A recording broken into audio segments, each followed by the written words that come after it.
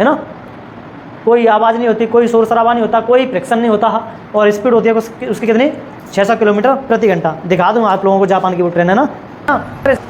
देखो क्या लिखा है, क्या लिखा है, super conducting maglev technology achieves a transformational speed of 311। इसने तो 311 ही अचीव करी है।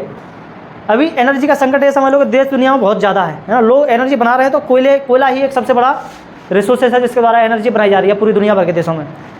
और वो कोयला कितना ज़्यादा प्रदूषण फैलाता है, बहुत ज़्यादा। लेकिन एक चीज़ ऐसी है जिसको अगर प्राप्त कर लिया गया, साइंटिस्टों ने अच्छे से उस पर काम कर लिया, तो एनर्जी की समस्या खत्म हो सकती है। और वो है क्या, सुपर कंडक्टिविटी। क्या है, सुपर कंडक्टिविटी। यही चीज़ अगर ये साइंटिस्टों ने खोज कर ली, इसकी खोज तो ली गई है, लेकिन अभी इसको बहुत ज़्यादा प्रायोगिक तौर पर यूज नहीं किया जा रहा है, प्रैक्टिकल तौर पर। जिस दिन इसका यूज होने लगा बहुत ज़्यादा, उस दिन ये समझ लो कि सारी समस्या इलेक्ट्रिसिटी की क्या होने जाने वाली है, ख़त्म हो जाने वाली है।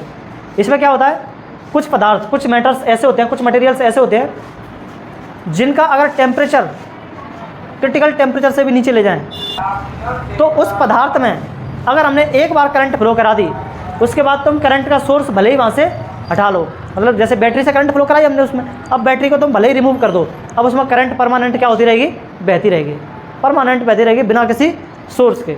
ये है क्या, सुपर कंडक्टिविटी। तांबे के तार में जैसे अपने यहाँ पे वायर लगे हुए हैं, इनमें भी कौन से वायर लगे हुए हैं, तांबे के वायर लगे हुए हैं ना।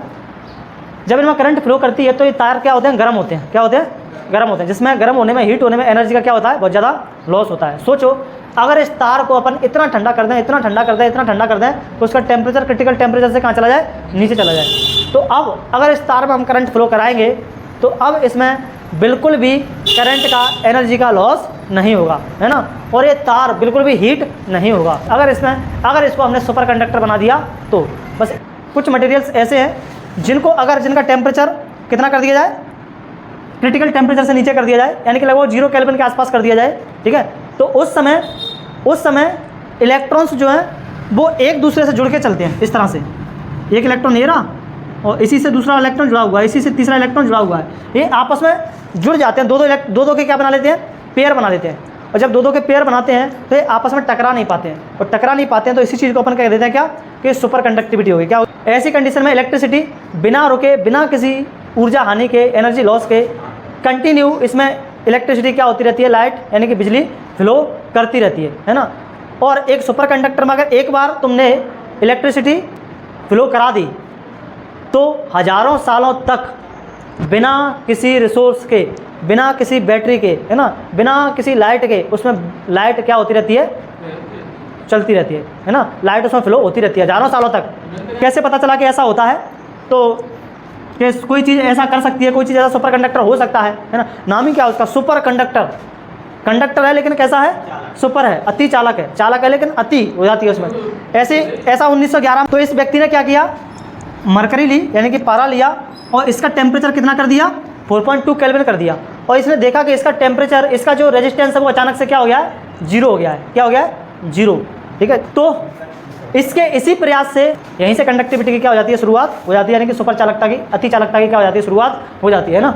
इसी का यूज करता है जापान। कौन, सुपर कंडक्टर की मदद से जापान की मैग्लेव ट्रेन हवा में उड़ती है बिना किसी घर्षण के, है ना, बिना किसी फ्रिक्शन के, है ना, कोई आवाज़ नहीं होती, कोई शोर शराबा नहीं होता, कोई फ्रिक्शन नहीं होता, और स्पीड होती है उसकी कितनी 600 किलोमीटर प्रति घंटा। दिखा दूँ आप लोगों को जापान की वो ट्रेन है ना। स्पीड देखना अब तुम इसकी गाड़ी की,